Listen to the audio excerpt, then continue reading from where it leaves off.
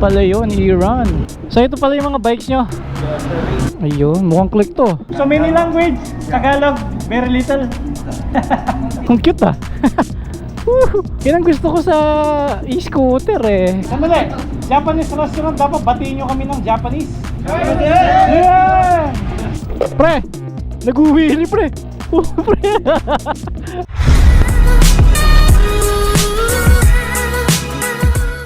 Pupunta tayo sa Paranaque ngayon kasi merong nag-invite sa akin, mga business owner ng isang electric motorcycle na tinitinda sa Pilipinas.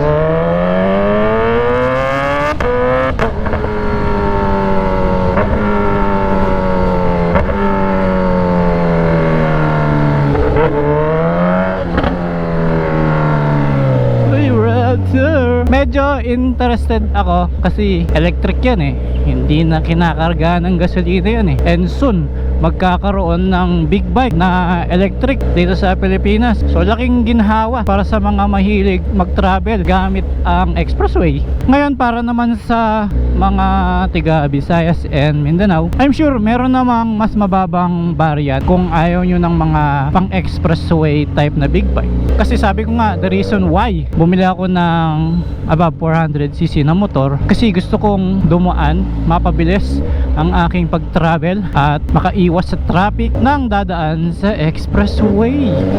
And let's see kung ano ang mapag-uusapan natin. So definitely pinapa-endorse nila sa atin yung electric motorcycle nila. At kahit anong brand pa yan, no? Basta electric, di pa tayo masyado masyalan dyan. Kung napapanood nyo nga pala itong video ngayon, malamang napanood nyo na yung vlog natin sa Davao City. So ulitin ko lang yung nangyari doon sa mga hindi nakapanood sa ating vlog, at para malaman ninyo kung ano bang nangyari behind the scene.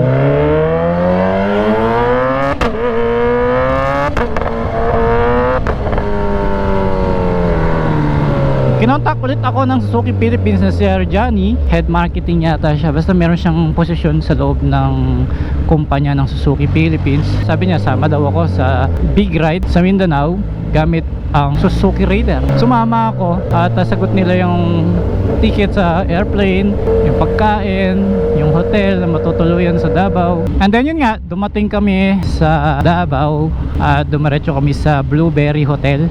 Doon kasi malapit yung venue. Kinabukasan, bandang alas 5 ng umaga, pumunta na kami sa venue at yun, nag-start na kami mag-ride hanggang sa Panabo Sports Complex.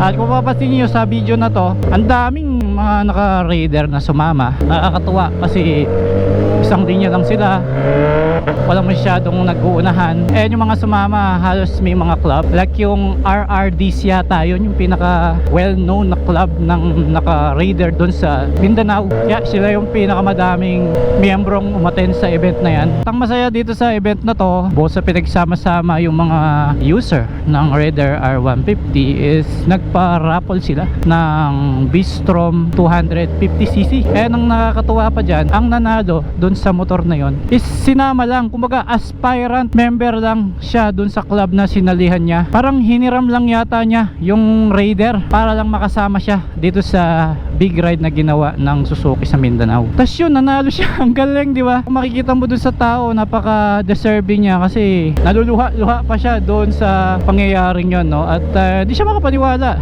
At super proud yung mga members niya, lalo na yung club leader nila. Ulit-ulit sinasabi nung winner na salamat doon sa leader nila dahil hinayaan niya siyang sumama kahit wala siyang Raider, di ba? Tignan niyo yung gantimpala na nakukuha ng tao kapag talagang deserve at alam nang nasa taas siya, no? Ayan, dito na naman tayo sa next gen, no? Kilala ako ng mga to eh. Dito ako madalas na nung pinapaset up ko yung Raptor ko. Ay, yung ano, yung Montero pala, di ko pala sinet up yung Raptor.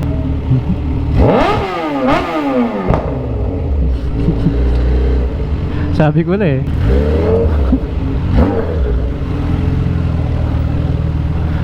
Alam niyo yung pawis ko, pumapatak sa mata ko eh. Ang hapdi eh. Pusan ko na lang yung lens yan. Grabe. Sa wakas, expressway. Yun ang nakakamiss sa Pandan Road. Okay, pila tayo. Nakita ko yung Raptor eh. Ang ganda kasi nung orange nila eh. Yan yung signature color ng Raptor ngayon. ngayong 2024 nangyari. Na-read naman pero hindi siya nakalagpas. Naiwan na ako ng Raptor.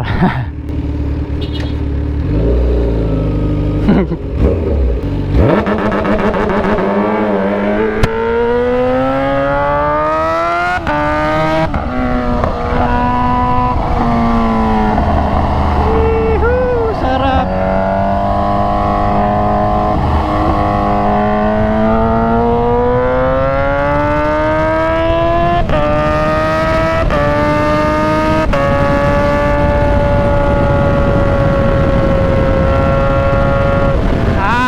Refreshing.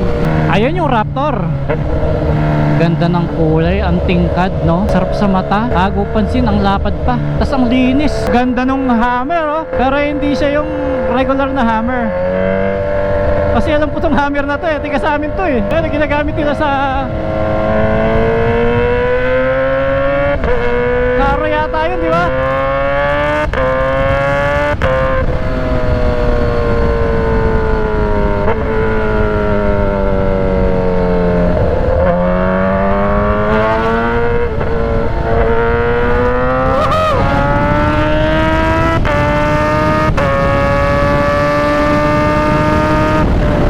Balik tayo sa Davao. So after nung event, natapos siya mga bandang 3 PM and then ako nag-ride na pabalik ng hotel. Yun na yung free time namin hanggang kinabukasan bago kami bumalik ng Manila. Ang plano ko sana kinabukasan magra-ride sa buong Davao, ganun. Kaya lang nagising ako 9 AM na eh. Tapos ang check out namin sa hotel is alas 12. So wala na akong time para makabalik ulit, maligo, ganun. Kasi kapag nag-ride ako starting ng 10 AM, di naman natin maiikot ang buong Davao ng 2 oras lang, di ba? Hindi natin masusulit at lalong lalo na yung buong Mindanao, di ba?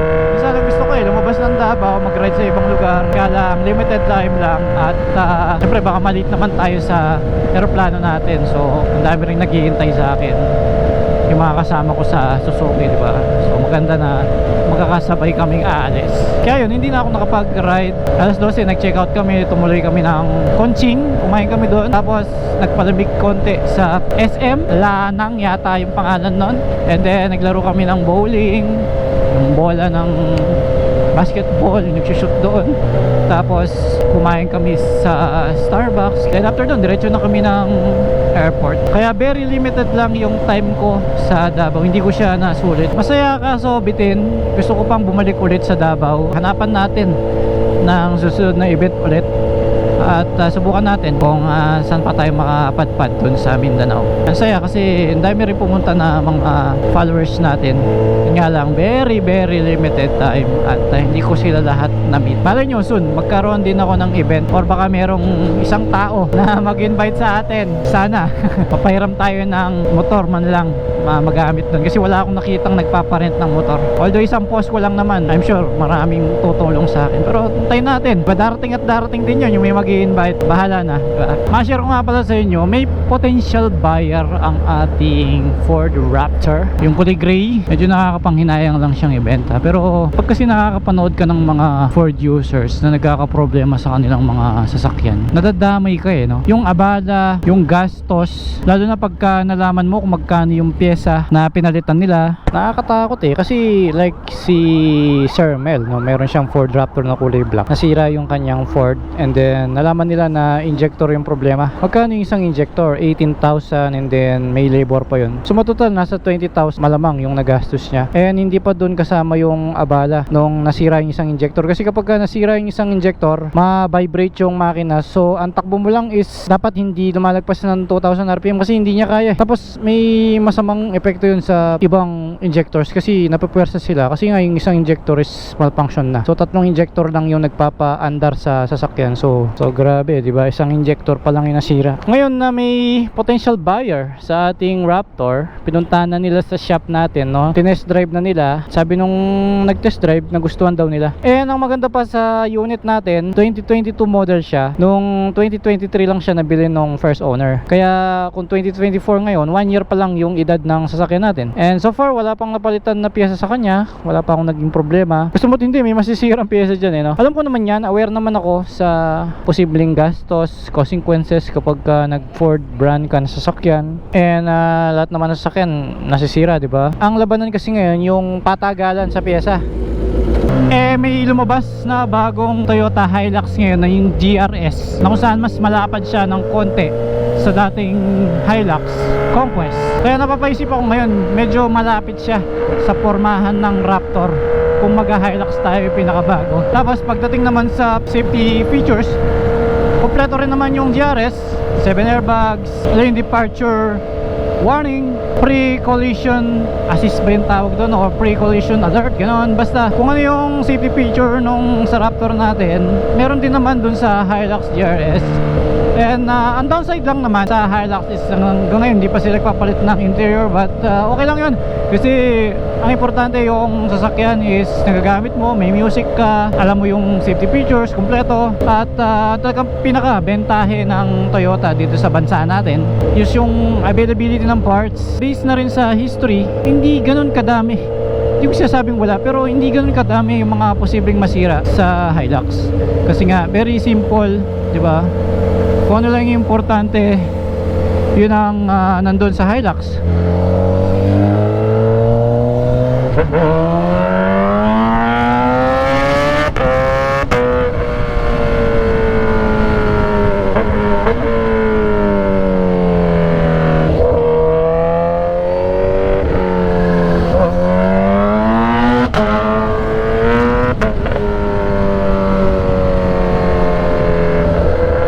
Ganun na lang yan yung durability na sinasabi nila, availability of parts, mababa ng konti yung maintenance cost versus sa high technology, super maporma, super safe yung features, napakasarap gamitin. Doon tayo sa Raptor. So doon mo babalanse kung anong mas priority mo, no? Since tayo ay nakadalawang beses nang nag Ford, so naramdaman ko naman talagang very satisfied ako. Yun nga lang, may kurot sa sayo na kapag kami nasira, masakit So hindi naman ako ganun kayaman. At least lang natry natin yung ganung brand. At masasabi ko, dati akong Ford. Bago tayo magsabi ng kung ano-ano sa Ford, na-experience naman natin. Although hindi pa tayo nasiraan, at hopefully wag naman sana. Wala naman siguro masama kung mag-try ako ng ibang brand. Bahala na kung ano mangyari. Hindi pa naman ako nagsasabi ng tapos. And until now, hindi pa naman binabayaran sa sakyan. So I don't know kung tuloy ba yan o ano. Hindi naman natin hawak yung isip ng buyer, di ba? Ito yung sinasabi kong Hilux GR. Ito yung 2024 model. At as you can see, nakalabas yung gulong. Meron siyang fender liner dito sa sides niya. Tapos yung shock absorbers is nasa labas na. So mas malapad siya, mas stable pagdating sa cornering. But yung body same pa rin. Meron siyang konting aesthetic na dinagdag, like yung parang spoiler na to, black badge, new mags, yung sa kanya naka BFG. And then ito naman yung regular Hilux G variant. So as you can see, payat lang siya, hindi nakalabas yung gulong niya, yung fender liner na sobrang nipis, yung shock absorbers nasa loob ng chassis, same taillight, tailgate, sidings, including yung harap, pareho ng headlight pa lang yung bumper ng GR. So yung presyo nun nasa almost 2.2 million yung GR. At yun lang, masakit kasi ang mahal, pero wala namang masyadong binago. May kinaunting in-update lang naman, pero ang presyo niya is masyadong malapit sa Raptor. So yun yung sinasabi ko babalance mo rin tignan mo kung saan ka mas masaya. Naiya pala tayo kapag ka traffic ng ganyan towards Naiya, feeling ko ganyan yung oras na maraming pa-departure or arrival. Medyo malapit-lapit na lang nasa 11 kilometers na lang yung tatakakin natin. Madalas sa Terminal 2 ako. Ngayon pala ako dadaan dito sa Terminal 1 towards Sukat kasi to. Paano yun? Alas 7 pa ng gabi yung meeting ko.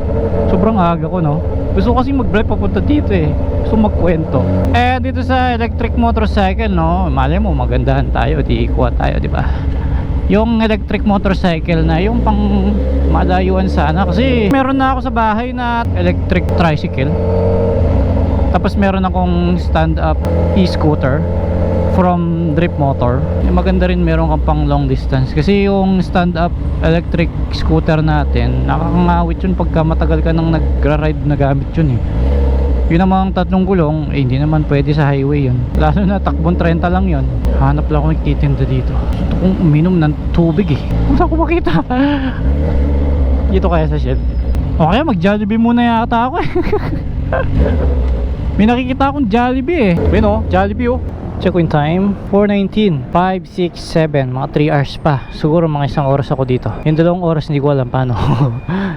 Anyway, pwede naman mapaaga dun eh. Let's go.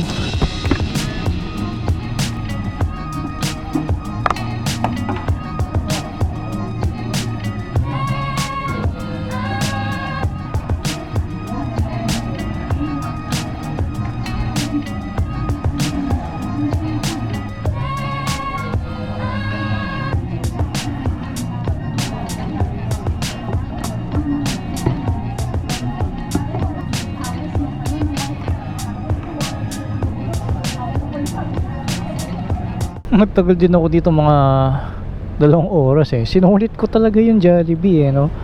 Isipin mo, iba na yung guard. Nadutnan ko na yung pagpapalit ng guard sa Jollibee.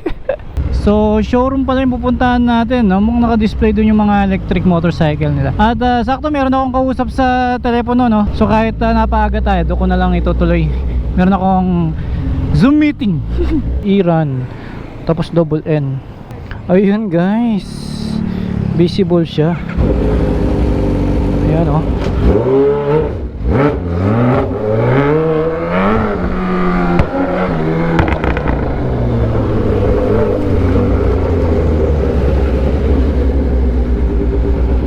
Ay, ito pala yun, Iran. So ito pala yung mga bikes nyo. Naliligat lang kita sa rate, no? Si Iran po is technically from Singapore, Malaysia, Thailand. Then yung mga nakikita nating concept na big bike sa Amerika is Racer Oak mismo. Iran yung brand? Iran. Yeah, okay. Ayun, mukhang click to. Ito, almost the same siya nung Mojo. Mojo? Lucy Mojo. Yung Korak natin. Yung Korak. Yes. This is the sales director. You are Chinese, sir? Chinese? Singaporean. Singaporean. Yes, pero Chinese po siya. Chinese But blood. also Chinese. Can speak Chinese language also? Yes, no problem. I can speak Chinese, Hokkien. English, Hokkien. Cantonese, Hokkien, Teochew, Wow. Thai, Thai. Indonesia, Malay. Wow. I can speak, but So many Tagalog, language. Yeah. Tagalog, very little. little. So later we have meeting Yeah. in the restaurant. Over Okay. there, then we see what we can do. Okay, okay. What are we going to work on Okay. in long term? Okay. Alright, so gagamitin natin yung e-scooter natin na mukhang click. Anong pangalan nito? Okay, 20. Okay 20. Ba, galing ng pangalan na okay ah. Lahat ng unit okay. Okay lahat ng unit. Tapos, eto boss, pag in-start mo, hindi siya under agad basta-basta. Okay. Kasi may sensor siya dito for safety, lalo Okay. na ng mga bata. Oo. Paano magre-ready? Ayan na. Ipindutin mo, hayaan mo lang to. Pepreno lang. Try na lang, it's either left or right. Ang ganda ng side mirror ah. Laki nga eh. So ito yung gagamitin ko papunta doon sa restaurant. So hindi pa to yung actual na review pero first impression lang. Oh. So yung gear niya is Sa boss, ito yung 1, dito yung 1. 1 yan. 2, 3. Okay, doon tayo sa 1. Tapos, pag nag-brake ka, boss lead, meron siyang delay na 2 seconds. Ganon, may delay.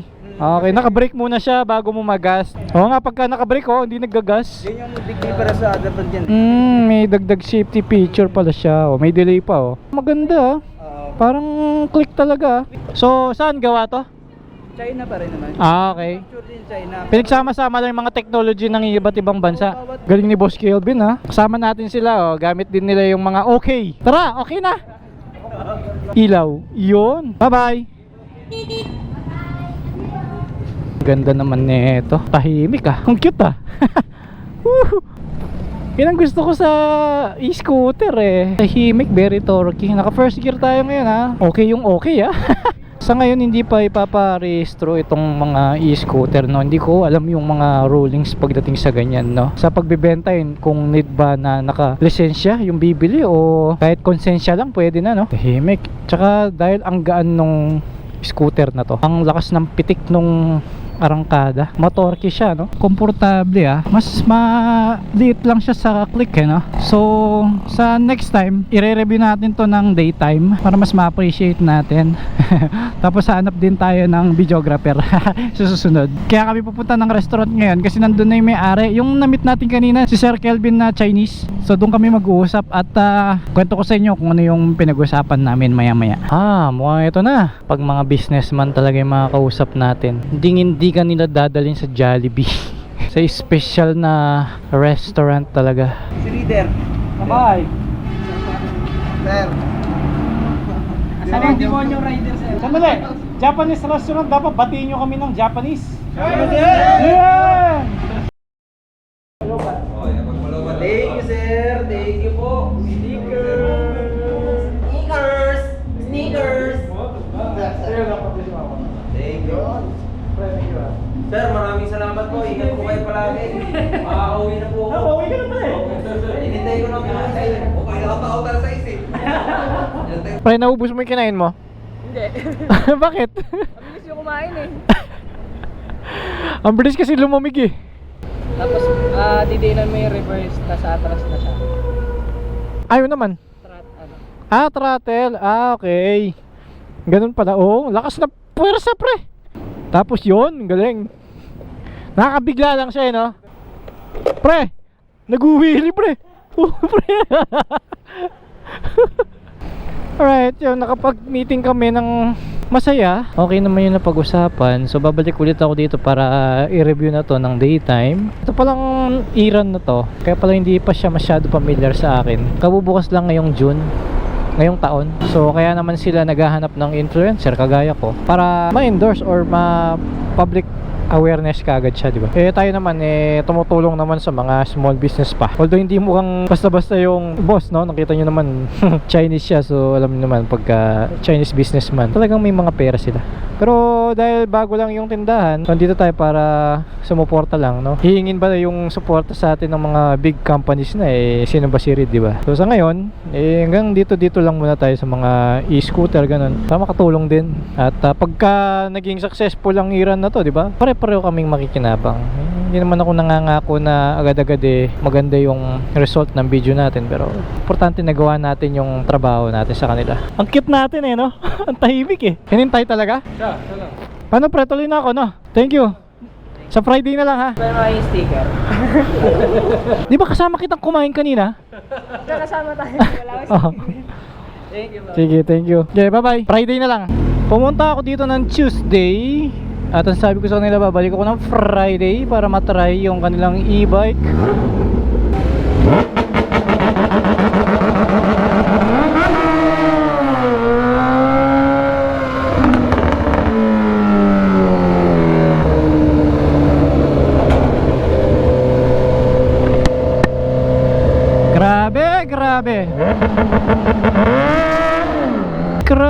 Grabe.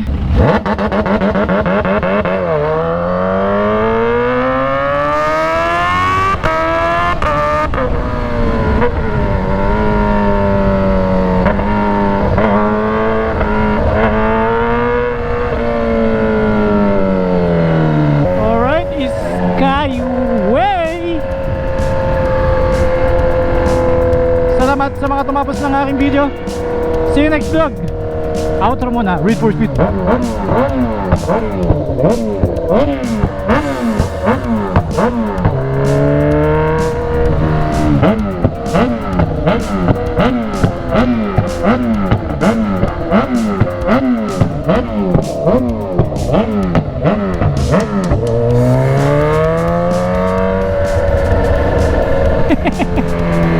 Nakaliw sa bomba no?